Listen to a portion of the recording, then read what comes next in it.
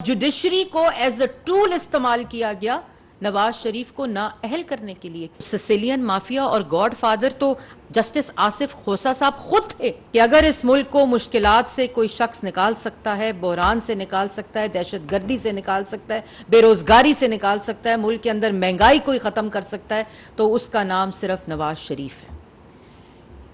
फलाना हीरो है, किसी की मकबूलियत बहुत ज़्यादा है, उसका भी जो जनाजा निकला है वो पाकिस्तान की आवाम के सामने है। जितनी ज़्यादा सख्त मुश्किलात थी उसका हल सिर्फ एक शख्सियत के पास है जिसका नाम नवाज शरीफ था। मुल्क के अंदर जो हालात हैं, पिछले 1 साल से वज़ीर आज़म शहबाज शरीफ साहब कोएलिशन गवर्नमेंट के साथ मिलकर मुल्क की माशी तबाही, मुल्क की बदहाली, बेरोज़गारी, दोबारा से लोड शेडिंग और दोबारा से दहशतगर्दी जो मुल्क के अंदर पिछले 4 साल नालायकों, नाअहलों, चोरों के टोले ने, साजिशी किरदारों ने जो मुल्क के साथ किया, उसकी कड़ी सिर्फ ये पिछले 4 साल जब एक नालायक, नाअहल फॉरेन एजेंट के प्रोजेक्ट को कामयाब करके कुछ साजिशी किरदारों ने मुल्क के ऊपर मुसल्लत किया। ये सिर्फ 4 साल की कहानी और किस्सा नहीं है। इसकी शुरुआत जो है वो 2013 में शुरू हो चुकी थी। आपको याद होगा कि 2013 में मुल्क के अंदर महंगाई, दहशतगर्दी,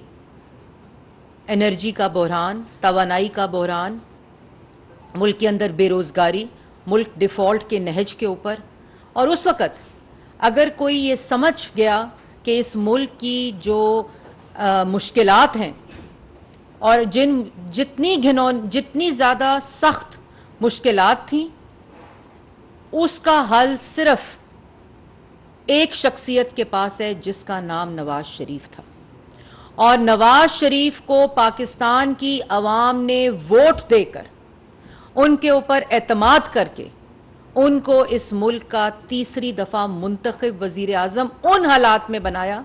जब पाकिस्तान एक मुश्किल दौराए से गुजर रहा था। क्योंकि पाकिस्तान की आवाम ये बात समझ चुकी थी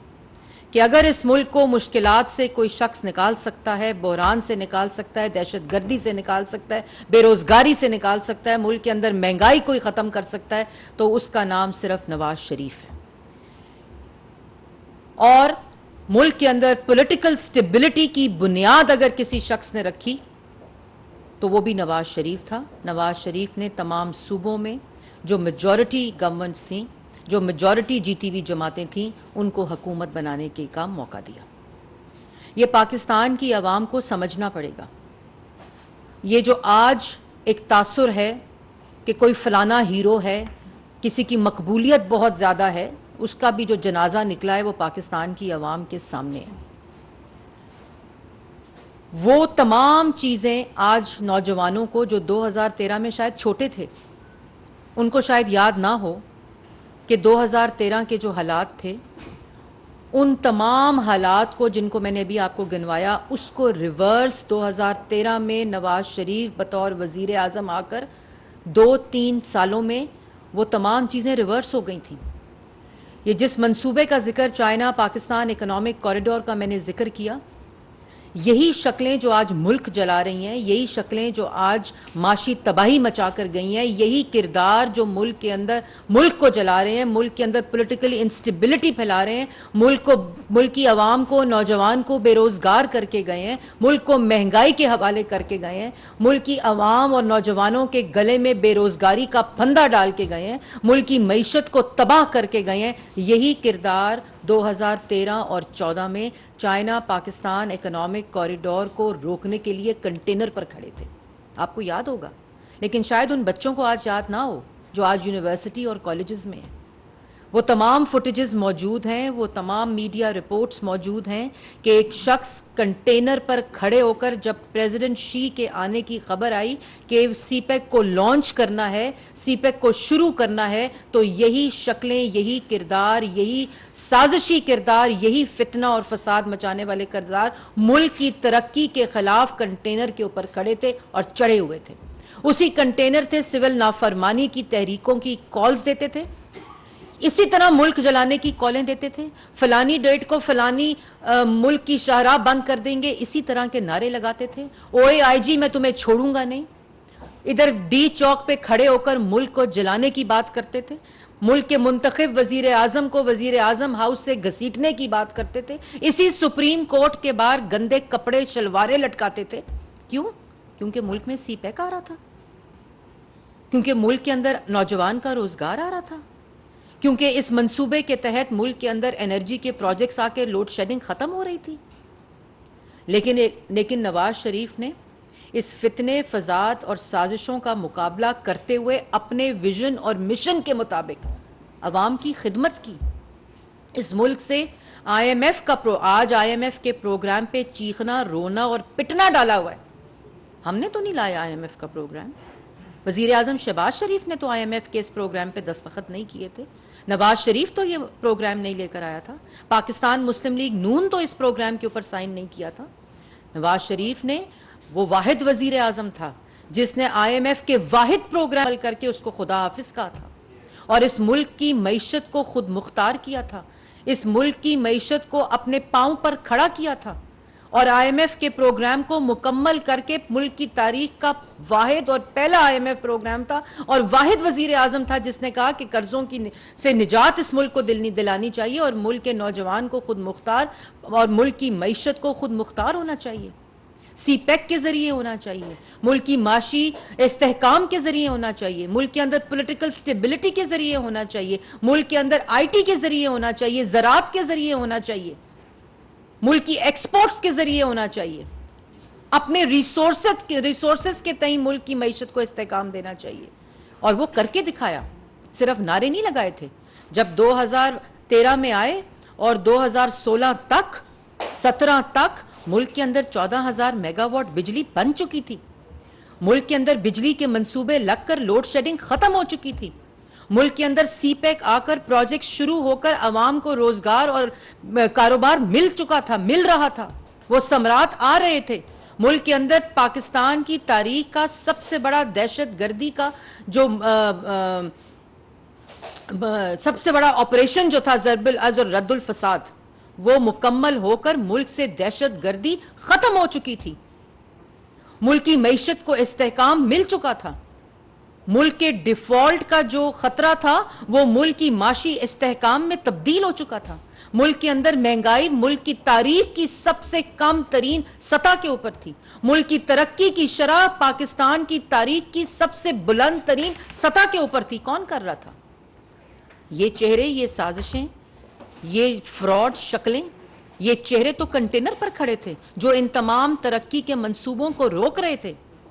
लेकिन एक वो शख्स जिसने अपना मिशन और अपना विजन सिर्फ मुल्क की तरक्की बनाया हुआ था,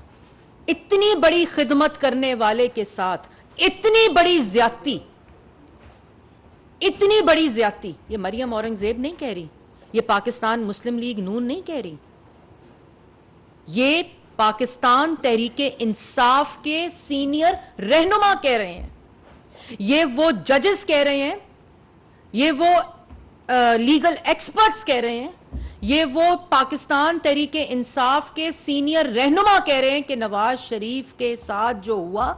वो ज्यादती थी। वो फैसला जो पानामा का फैसला अकामे में तब्दील हुआ, वो सुप्रीम कोर्ट के फैसले के आने से पहले हो चुका था और जुडिशरी को एज अ टूल इस्तेमाल किया गया नवाज शरीफ को नाअहल करने के लिए। क्यों? इसलिए कि वो मुल्क की खिदमत कर रहा था, वो अवाम की महंगाई खत्म कर रहा था, वो रोजगार दे रहा था, वो कारोबार के मौके दे रहा था, वो दहशतगर्दी खत्म कर रहा था, वो अंधेरे खत्म कर रहा था, वो मुल्क को तरक्की दे रहा था, इसलिए वो आलमी तन्हाई खत्म कर रहा था। मुल्क की तारीख का सबसे जो पहला डिप्लोमेटिक जो सक्सेस थी वो सीपैक की सूरत में पाकिस्तान की अवाम ने देखी, दुनिया ने देखी। इसलिए यह साजिश नवाज शरीफ के खिलाफ हो रही थी। क्यों हो रही थी? क्योंकि उस वक्त एक कठपुतली को लेकर, उसको लेकर जिसने इस मुल्क को तबाह किया। और इससे पहले कि मैं आपको मजीद एक और चीज बताऊं, वो जरा क्लिप चलाएं जो रात को पाकिस्तान तहरीके इंसाफ के वकील, पाकिस्तान तहरीक इंसाफ की कोर कमेटी के सीनियर रहनुमा, और जिस वक्त पनामा और धांधली का जो तमाशा हो रहा था, ये गुफ्तगू हामिद खान साहब पाकिस्तान तहरीक इंसाफ के रहनुमा कर रहे हैं। इसी तरह की गुफ्तगू शेख रशीद साहब ने भी की थी, इसी तरह की गुफ्तगू एजाज शाह साहब ने भी की थी। इसी तरह के जो शवाहिद हैं वो तमाम लोग जो उस वक़्त इस पूरे केसेस का हिस्सा, जिनका मुस्लिम लीग नून से कोई ताल्लुक़ नहीं था, पाकिस्तान तहरीक इंसाफ से ताल्लुक़ था, कि पनामा को अकामा में तब्दील सिर्फ इस मुल्क के साथ फ्रॉड और साजिश और मुल्क की अवाम के साथ दुश्मनी करने के लिए नवाज शरीफ को नाअहल किया गया। और उस वक़्त जिसका ये कह रहे हैं कि ये जो जजेस थे, जो सुप्रीम कोर्ट थी, उसको टूल बनाया गया, ये फैसला हो चुका था। और उसके अंदर उस वक़्त जो पनामा का बेंच था, जस्टिस आसिफ सईद खोसा साहब, जो कहते थे सिसिलियन माफिया और गॉड फादर, तो इस सूरत हाल में जिसकी गवाही दे रहे हैं हामिद खान साहब, तो सिसिलियन माफिया और गॉड फादर तो जस्टिस आसिफ खोसा साहब खुद थे और खुद नजर आ रहे हैं, कि जिन्होंने मुल्क के मुंतखब वजीर आजम को, जो मुल्क को क्या कर रहा था, उनको नजर नहीं आ रहा था आसिफ खोसा साहब को कि सीपैक आ रहा है, महंगाई खत्म हो रही है, बिजली के मंसूबे बन रहे हैं, दहशतगर्दी खत्म हो रही है, तरक्की हो रही है, अवाम को, नौजवान को रोजगार मिल रहा है, आलमी तन्हाई खत्म हो रही है, मुल्क एक तरक्की की राह के ऊपर, डगर के ऊपर चल रहा है, मुल्क के तरक्की के समरात अवाम को पहुंच रहे हैं, जिनको रोजगार और कारोबार मिल रहे हैं। आसिफ खोसा साहब को यह नजर नहीं आ रहा था। तो फिर आसिफ खोसा साहब, आप उस वक्त उस कुर्सी पर बैठे थे, सुप्रीम कोर्ट के चीफ जस्टिस थे, तो आप जब सिसिलियन माफिया और गॉड फादर उस शख्स को कह रहे थे जिसकी गवाही ये लीगल फटर्निटी के रहनुमा, इमरान खान के सीनियर रहनुमा, पीटीआई के सीनियर रहनुमा उसकी गवाही दे रहे हैं, तो फिर सिसिलियन माफिया और गॉड फादर कौन हुआ? फिर वो जस्टिस आसिफ खोसा साहब हुए, जो इस मुल्क के खिलाफ साजिश कर रहे थे,